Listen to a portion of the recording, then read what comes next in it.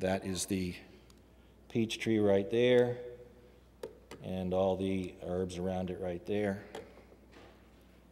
That's the back side of the peach tree. And there's the peaches. No worms, no bugs, no pesticide, no fertilizer. From when we planted it to what, we were bearing fruit the first year, but that was 3 years. So in 2 years, we had more fruit than we could possibly consume. And every day I would bring up 1 to 3 to 6 gallons worth of fruit. And it got to a point where my wife just said, "Stop. I cannot keep up." And she was frantically trying to can everything. We have that dehydrator going 24/7, just trying to keep up with the fruit. So we're canning, dehydrating, preserving in other ways. And we particularly like dehydrating because it really reduces the volume. You don't need to store it in glass jars necessarily. So if you ever have an earthquake, all those people that have everything in ball jars could easily lose everything that they've stored. So we try to be as diverse as we possibly can with the food storage too. We've got 3 freezers full still that still need to be preserved and dehydrated. But it's just, it's just so much stuff that we finally have a break now that everything's turned into fall here. All of those white flowers right there, that's all blackberries. So all of those will be blackberries eventually.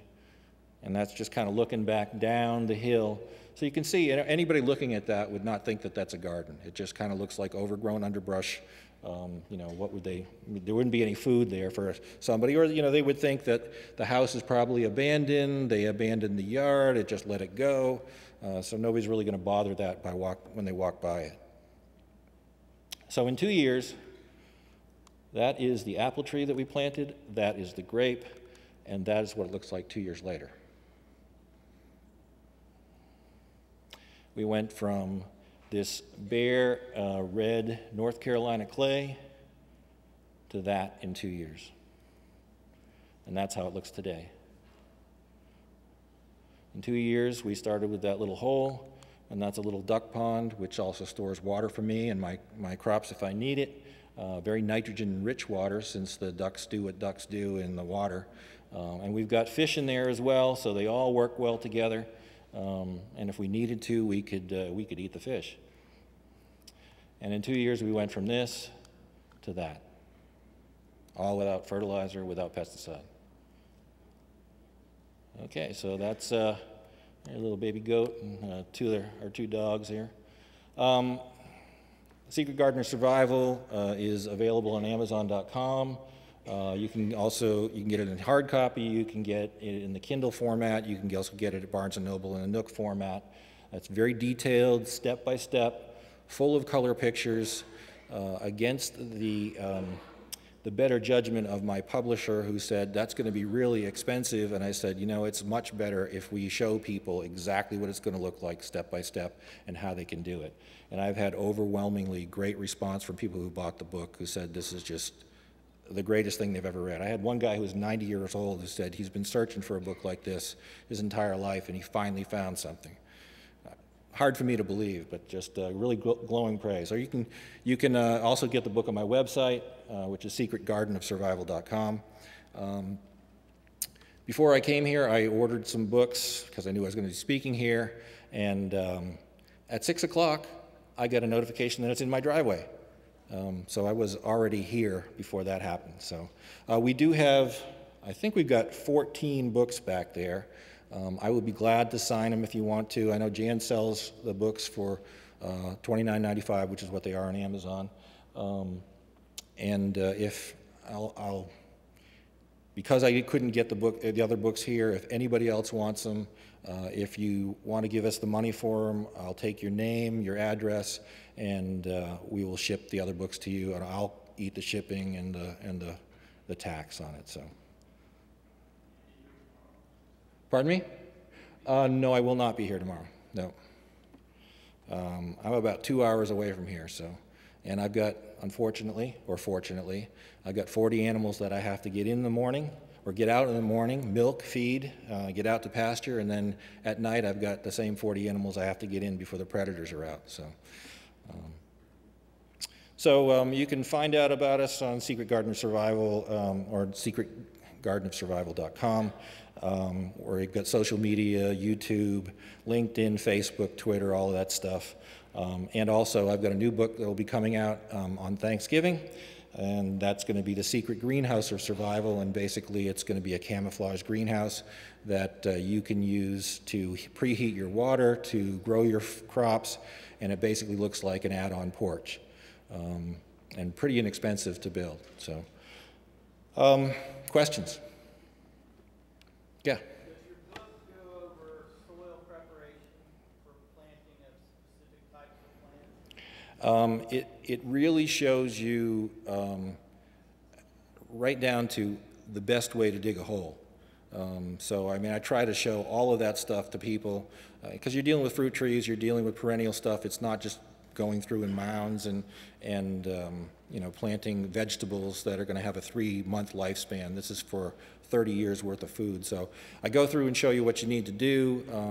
One of the things I tell people I cannot recommend enough is good decomposed mulch because that helps hold the moisture in the soil. It also immediately adds back microorganisms and nutrients to the soil, which all of these plants need.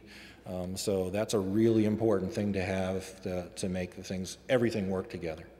If you got a question, raise your hands, I'll come to you. That way everybody can hear your question.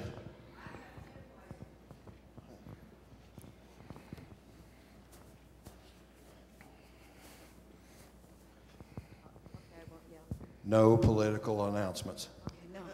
No. How do you keep birds and squirrels from eating your grapes and blueberries and apples? I've got a whole chapter that talks about pests and how to keep 4-legged and 2-legged pests out. Squirrels are always a problem. 22 works pretty good for that. BB gun or a pellet gun works pretty good. But you can do things like you can add cayenne pepper around the area that they're coming to. I had a problem with them just digging up. I was trying to grow some oats, and you know, they just kept digging it up all the time. They'd run down the tree, and as soon as they saw me coming, they'd run back up, and they'd be out of range. So we put cayenne pepper down there, and they just they got one taste of that, and they never came back. So there's a lot of things that you can do for pests. You know, I talk about what you can do with fire ants and how you can keep deer out of there. For 2 years, we didn't have a fence around the property, and we didn't have a problem with deer, which was amazing because we plant the right kind of plants. If you plant rosemary, for example, around the perimeter of your garden, deer won't come near it. I've got a guy that has a nursery.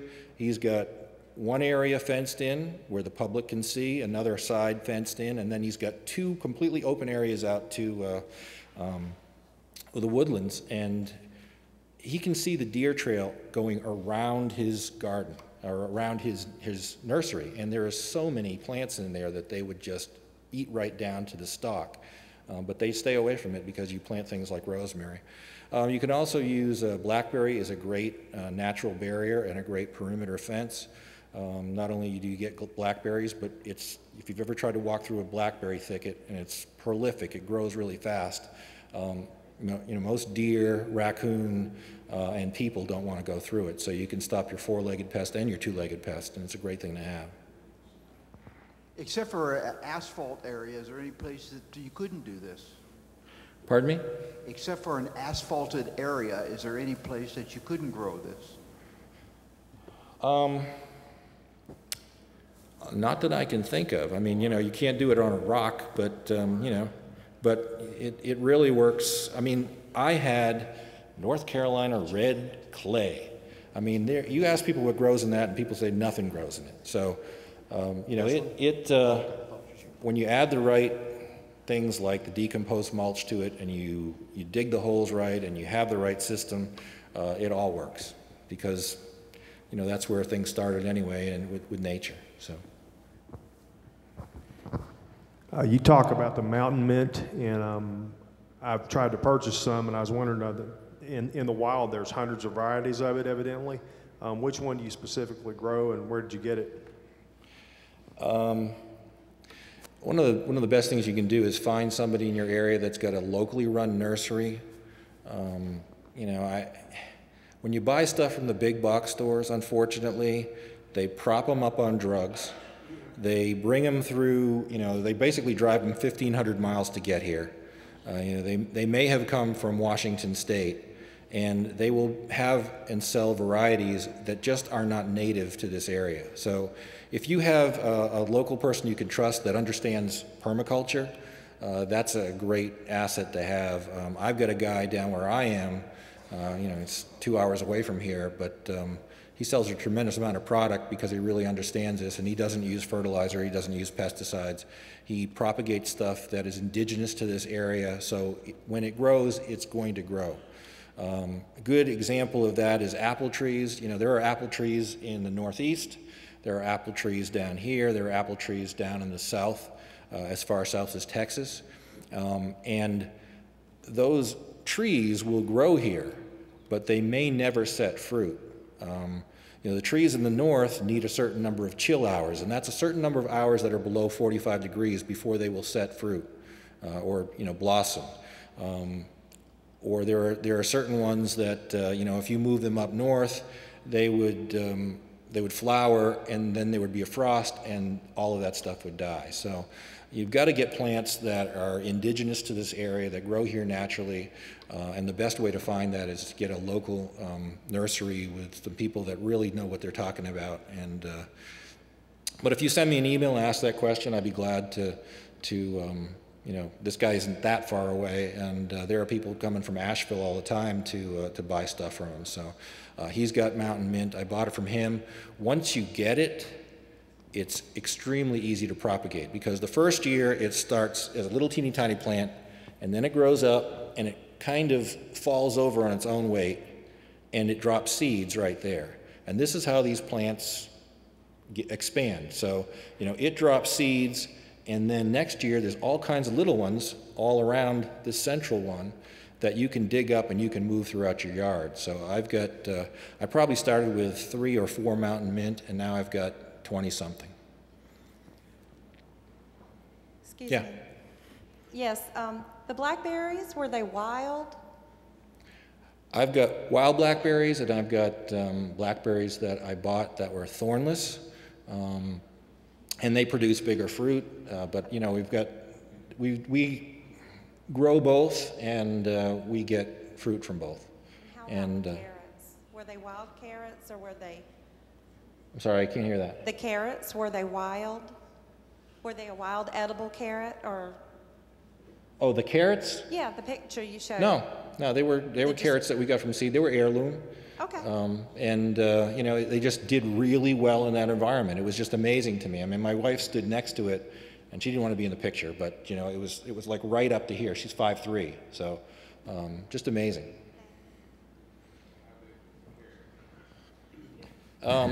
He's giving long answers. I'm getting tired of standing. Are you aware of any gardens that people allow public access to, so someone could go visit and see what it looks like firsthand? There's a documentary coming out called Beyond Off-Grid, and my garden is featured in that. Also, Doomsday Castle, if you look up the 5th episode, was about growing the garden, and they literally went into my garden and saw it. And the guy who was there, we were walking around, and he says, "Where's the garden?" And I said, "You're standing in it." So he didn't even realize what it was. But you can see that kind of thing. You can also look at YouTube and see Secret Gardener Survival, Survivalist Gardener. So you can see that stuff here. There are people that are starting my concept, and people who I've spoken to who are doing this now. So, and some of them have been to this conference before. You can hear? 2 questions. Is there a better time of year to start the garden? And the other question, for the mountainous areas, is it better to plant on the north or south side? Absolutely better to plant on the south side if you can. Because you're going to get more sun, because sun rises in the east, sets in the west, and goes to the south. So I talk about in my book, there are different places in the garden for different types of plants. So I took we've got 53 acres. I took a half an acre out and I clear cut it basically on the side of a hill on the south side of this mountain that we live on.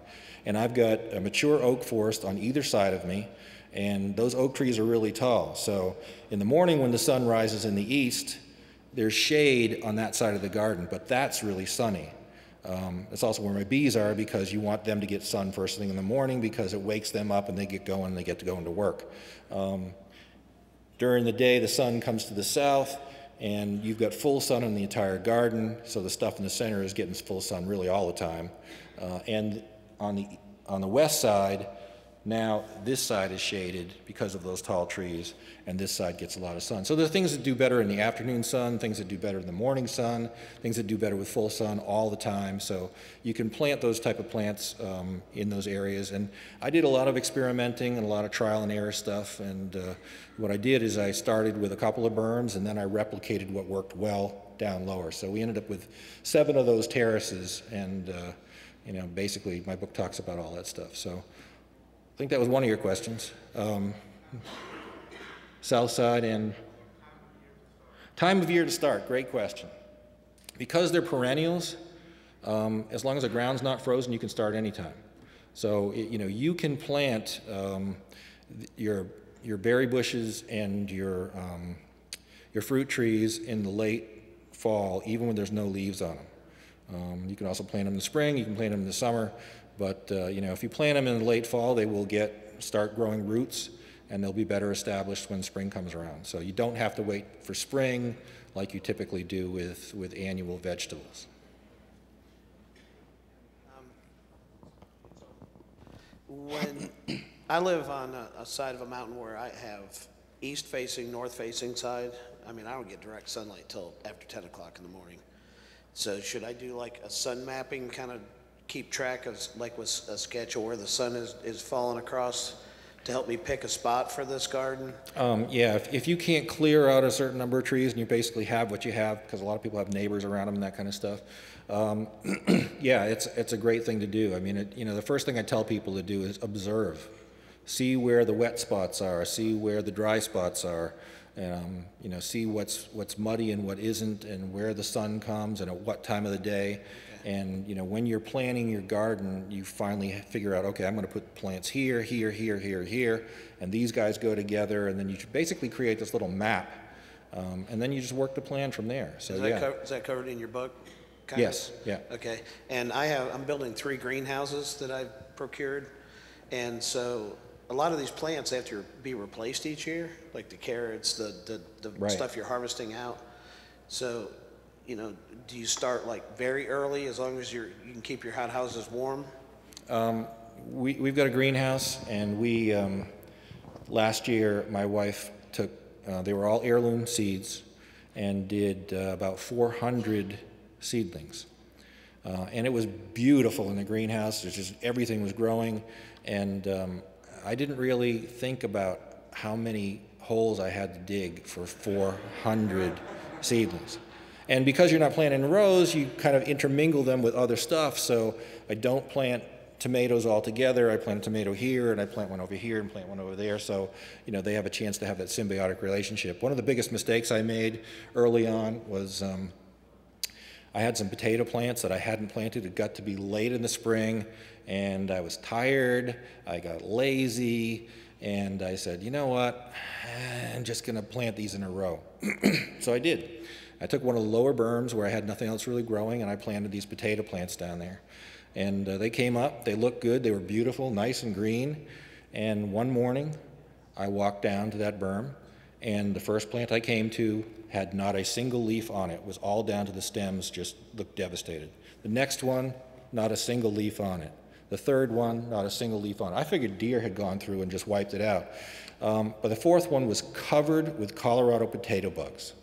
And basically they looked at that as a smorgasbord, and they just went from one to the next to the next to the next. So, you know, interplanting your plants and even your annuals and separating them is a much better way to go, because, you know, as I say, those herbs, if you plant them in a circle around your other plants, they almost become a defensive perimeter where you've got all those predatory wasps that they have to go through before they can get there. So, yeah, that's I think I answered your question.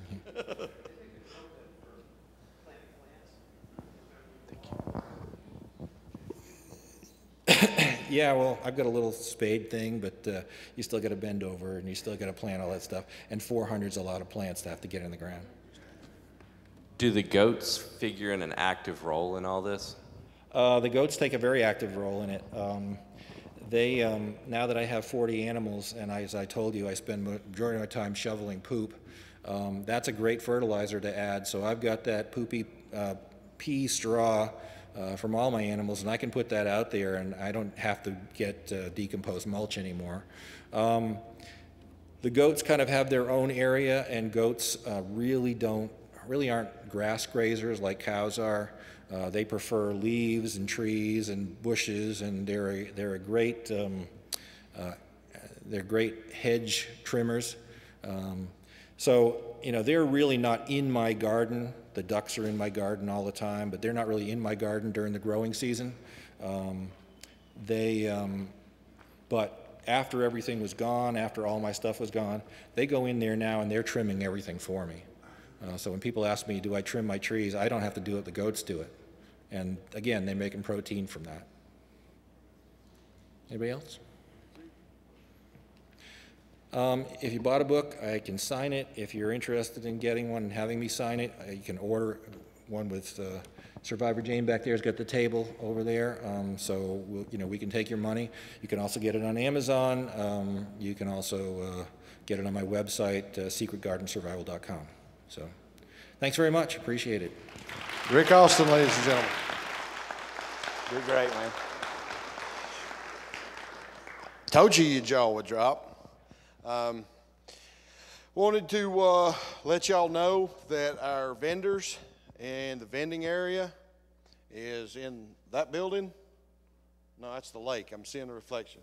That building. There's 2 rooms downstairs, 1 room upstairs. We've got a lot of vendors. They're going to be open till 10 tonight. So after we get done here in a few minutes, the vendors will still be open. Go by and buy something, talk to them. Mr. Rick Austin and his wife will be back here in the back selling the book. Go by and talk to them. They will not be here tomorrow. Also, Lone Wolf. I forgot the last name of it, but Lone Wolf. It's a group of ladies that's starting like a group, a get-together for single people because a single person is not going to make it alone. You need a group. And they will be back here tomorrow in the back somewhere. So let's check them out. And hope you all have a good night, safe journey home. See you back here in the morning at 8 o'clock.